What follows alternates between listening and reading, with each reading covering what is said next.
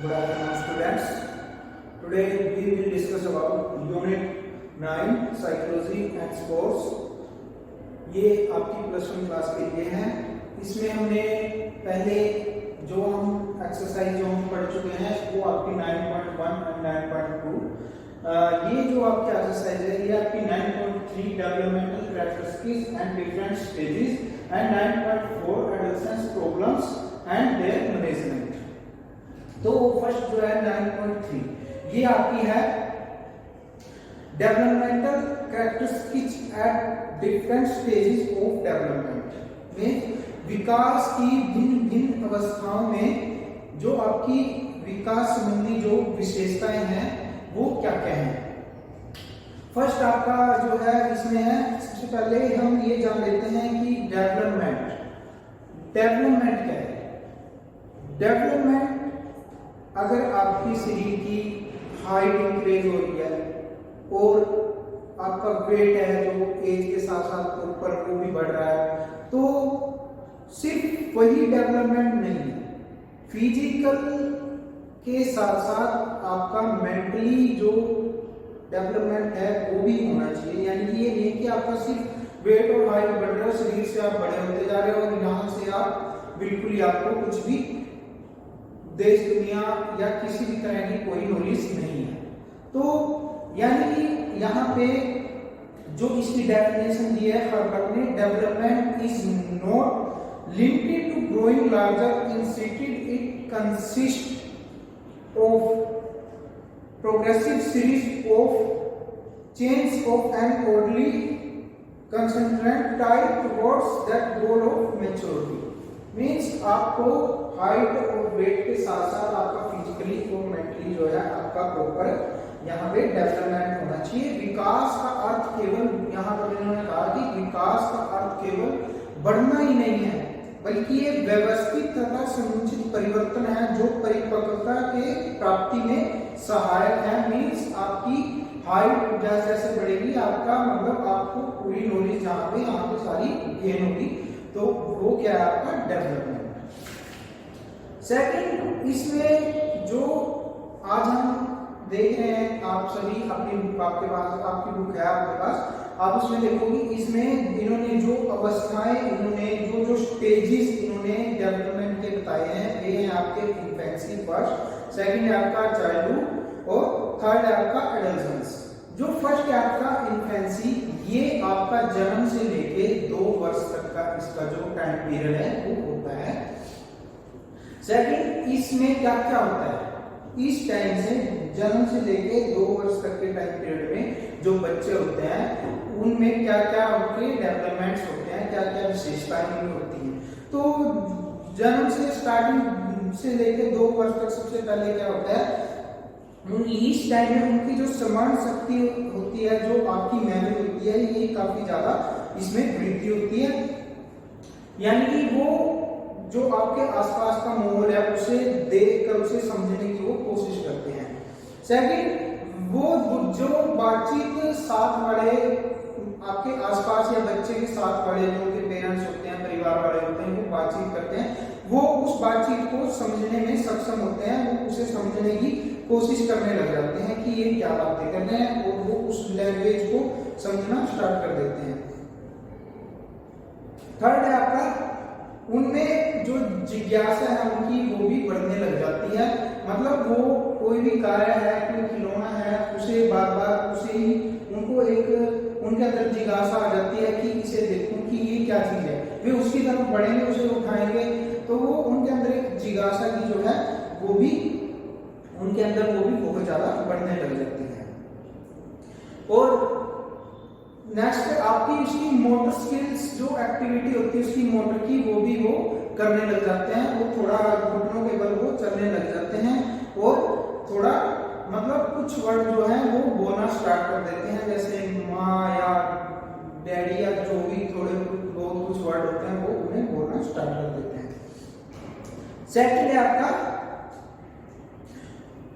ये उस कार्य को करना पसंद करते हैं जो जिसमें उन्हें खुशी हो, ये वही कार्य करेंगे जिस कार्य के अंदर इन्हें खुशी नहीं मिलती या मतलब इन्हें जो कार्य पसंद नहीं है ये उस कार्य को छोड़ देते हैं, वह कार्य ये नहीं करते। नेक्स्ट है आपका चाइल्डहुड, ये था आपका इन्फेंसी। इन्फेंसी के अंदर मींस इसके अंदर जो जन्म से लेके 2 वर्ष तक की स्टेज होती है, क्या क्या मतलब उनके अंदर विकास बच्चों के अंदर होता है। नेक्स्ट उसके बाद है आपका इन्फेंसी, ये बाल्यावस्था होती है। ये तीसरे वर्ष से लेके यानी कि 3 ईयर से स्टार्ट होती है और 12 ईयर तक 12 वर्ष तक ये उनका जो है टाइम पीरियड होता है। ये बाल्यावस्था का टाइम है। इसमें क्या होता है, वे अपनी मांसपेशियों, अपनी मूल्यों, अपनी मांसपेशियों के ऊपर प्रॉपर जो है वो नियंत्रण कर लेते हैं। मीन्स अगर वो हाथ उठाएंगे तो उन्हें पता है कि आपके यहाँ रोकना है, इसको ऊपर लेके जाना है, प्रॉपर उनका नियंत्रण इस चीज के ऊपर होता है। मीन्स एक बच्चा होता है, अगर आप उसको सीधा खड़ा करोगे, ठीक है, तो वो गिर जाएगा, लेकिन यहाँ पर उनकी मसल्स जो है वो ज्यादा स्ट्रॉन्ग हो जाती है, ज्यादा बिल्ड हो जाती है, उनका नियंत्रण अपनी बॉडी के ऊपर प्रॉपर हो जाता है। उसके बाद आपका इस जो एक पीरियड्स होता है, इस टाइम पीरियड में जो गेम है, जो खेल है, वही उनके लिए बहुत महत्वपूर्ण होता है। वो गेम खेलना, बाहर बच्चों के साथ खेलना ही ज्यादा पसंद करते हैं। उनकी स्मरण शक्ति जो होती है और उनकी सोचने की शक्ति, निर्णय लेने की जो उनकी कैपेसिटी है, वो भी इस स्टेज में वो डेवलप हो जाती है। वे सबसे मेन बात जो इस पे होती है, वे अपने सेल्फ एस्टीम मीन्स अपने जो आत्म सम्मान होता है उस पे चोट करना बिल्कुल भी पसंद नहीं करते। बच्चों में इस एज के अंदर की कोई भी उन्हें टोंक करे या उन्हें कोई उनकी कोई बेइज्जती करे, वो इस चीज को बिल्कुल भी एक्सेप्ट नहीं करते हैं। सामाजिक गुण उनके अंदर विशेष तौर पर इस टाइम के अंदर आ जाते हैं, यानी कि सोशल जो एनवायरनमेंट है वो उसके अंदर घुल मिल जाते हैं, तो उन्हें पता चल जाता है कि ये हमारे बड़े हैं, इन्हें नमस्ते करनी है, ये हमें या इनके पैरों को छूना है, मतलब इस तरह के सामाजिक जो अच्छे गुण हैं वो उनके अंदर आ जाते हैं। उसके बाद है नेक्स्ट है आपका एडोलसेंस। एडोलसेंस जो है ये किशोर अवस्था है, इसके अंदर 4 टाइम्स जो है इन्होंने यहाँ पर बताए हुए हैं। ये 13 ईयर से लेकर 19 ईयर तक का टाइम पीरियड होता है। इसे टीन एज भी बोला जाता है। नेक्स्ट, इस अवस्था के दौरान इसमें जो आपके जो पीरियड्स हैं वो है आपके फिजिकली कैरेक्टरिस्टिक्स होगी, आपकी फिजिकली विशेषताएं क्या क्या है, आपकी मेंटली कैरेक्टरिस्टिक्स हो गए, आपके इमोशनल हो गए, और आपके हैं सोशल कैरेक्टरिस्टिक्स, ये इसके अंदर बताए गए हैं। सबसे पहले आपका फिजिकली कैरेक्टरिस्टिक। फिजिकली कैरेक्टरिस्टिक है, इसके अंदर 30 से लेकर 19 जो ये टाइम पीरियड है, इसके अंदर उनकी बॉडी का डेवलपमेंट, उनका विकास बहुत ही स्पीड पर होता है। मतलब उनके मसल्स प्रॉपर स्ट्रॉन्ग हो जाते हैं और मतलब उनकी फिजिकली बॉयज और गर्ल्स उनकी बॉडी के अंदर भी चेंज आने स्टार्ट हो जाते हैं। उनके बॉयज की चेस्ट वगैरह या उनके मतलब शोल्डर्स वगैरह ये स्ट्रॉन्ग हो जाते हैं, उन्हें दाढ़ी मूंछे उनके फेस पर आना स्टार्ट हो जाती हैं। इनकी आवाज जो है, इनके साउंड्स में भी आपको चेंज मिल जाएगा। इसमें इनकी साउंड्स में भी चेंज आ जाता है। लड़कियों की आवाज थोड़ी मीठी और सुरीली हो जाती है। सेकंड, इसमें क्या है, मेंटली कैरेक्टरिस्टिक्स क्या है, मेंटली जो मानसिक विशेषताएं, इसमें मेंटली क्या क्या हो जाता है, फर्क पड़ता है इसमें क्या होता है, इसमें जरूरी नहीं है कि मतलब फिजिकली होने के साथ साथ कि सभी में मेंटली ग्रोथ हुई। कुछ बच्चे ऐसे होते हैं जिनका फिजिकली डेवलपमेंट तो हो जाता है मगर उनका मेंटली डेवलपमेंट वो लो रह जाता है। फिजिकली अब जैसे हाइट उनकी 6 फुट हो गई और मेंटली विकास है वो स्टडी में या उनका समाज के अंदर क्या हो रहा है नहीं हो रहा है, उनको किसी चीज से कोई मतलब नहीं होता, उनका मेंटली विकास वो रुक जाता है। कई ऐसी प्रॉब्लम्स भी उनकी होती है। वे डे ड्रीमिंग, इस तरह के कुछ बच्चे होते हैं जो इस टाइम के अंदर डे ड्रीमिंग में दिन में ही सपने देखते हैं, ये इसलिए देखना पसंद करते हैं। ये इस टाइम में आकर डे ड्रीमिंग मतलब जैसे आपका लेक्चर यहाँ पर चल रहा है, लेक्चर में यहाँ पर बच्चे फिजिकली रूप से तो यहाँ पर उपस्थित हैं मगर वो मेंटली उनका दिमाग जो है उनका वो सोच उनकी कहीं और जा रही है। लेक्चर यहाँ पर चल रहा है लेकिन दिमाग में उनके कुछ और चल रहा है। ये सारी इस तरह की डे ड्रीमिंग, इस तरह की चीजें उनके मेंटली जो है कैरेक्टरिस्टिक इस एज के अंदर होता है। उसके बाद होगी इमोशनल कैरेक्टरिस्टिक। ये इमोशनली इस टाइम के अंदर सबसे पहले ये अपने आप को संसार की मतलब वर्ल्ड की एक चरम सीमा पर अपने आप को महसूस करते हैं।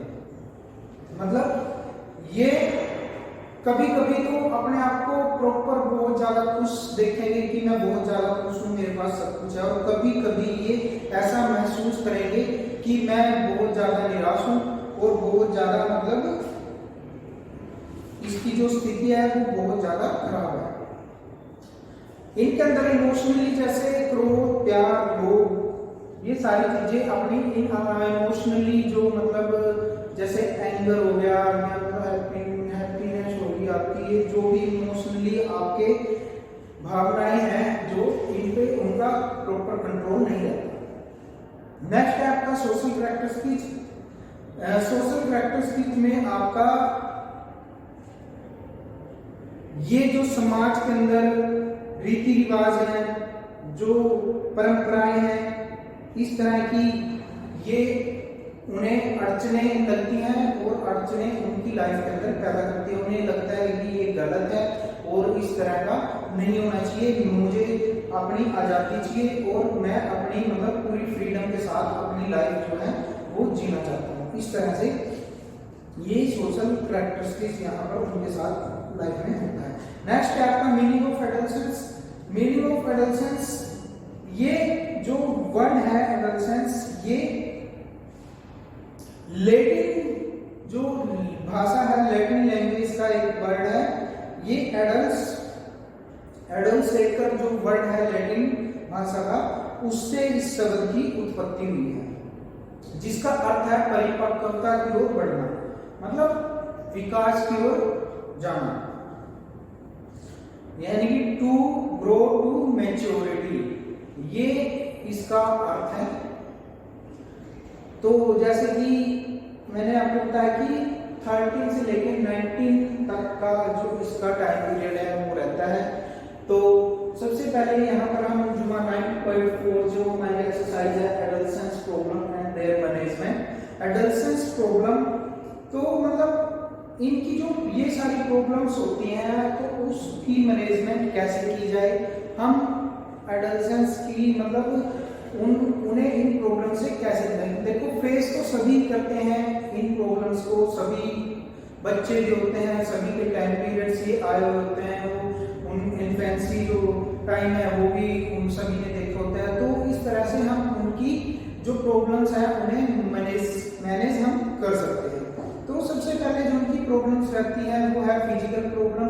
इस टाइम के अंदर जैसे मैंने आपको बताया कि फिजिकल चेंजेस जो हैं वो होते हैं। फिजिकल चेंजेस मतलब उन्हें गुस्सा भी आता है, ये इमोशनल चेंजेस हो गए, और मतलब फिजिकली जैसे मतलब जैसे उन्हें फिजिकली जो है उन्हें इस चीज की एजुकेशन जो है वो प्रोवाइड करनी चाहिए कि मतलब इस एज के साथ साथ जैसे जैसे वो बड़े होंगे उनके हेयर भी आएंगे और उनकी जो शरीर है उसके अंदर भी चेंजेस होगी। अगर ये प्रॉपर उन्हें सिखाया जाए या बताया जाए, मतलब फिजिकल एजुकेशन के जरिए अगर हम उन्हें प्रॉपर ये सिखाते हैं बताते हैं तो उन्हें आगे चलकर इस चीज में कोई प्रॉब्लम नहीं आती। उसके बाद है आपकी मेंटली प्रॉब्लम। मेंटली प्रॉब्लम क्या है इसमें, मेंटली तो जैसे मैंने आपको बताया कि इस एज के अंदर बच्चों के अंदर मेंटली एंगर गुस्सा भी आता है, वो अपने आप को ही सर्वप्रथम सब कुछ मतलब ये समझते हैं कि जो वे कर रहे हैं वो बिल्कुल सही है, और उन्हें स्ट्रेस भी आ जाती है इस एज के अंदर और चिंताओं से वे घिरे रहते हैं। जो मेंटली जो समस्याएं हैं वे उनकी बहुत ज्यादा इंक्रीज होती है। तो उन्हें मेंटली प्रॉब्लम्स भी इस एज में रहती है, तो हमें उन्हें मेंटली जो है वो प्रिपेयर करना चाहिए। प्रॉब्लम ऑफ एग्रेसिव बिहेवियर, बहुत ही ज्यादा ये सेम ही पॉइंट है, एग्रेसिव बिहेवियर और मेंटली जो प्रॉब्लम्स हैं, मतलब ये जो एग्रेसिव बिहेवियर, उनका जो व्यवहार है वो चिड़चिड़ा हो जाता है, तो और वो थोड़ी थोड़ी बात के ऊपर भी वो आक्रामक व्यवहार इसमें वे करते हैं।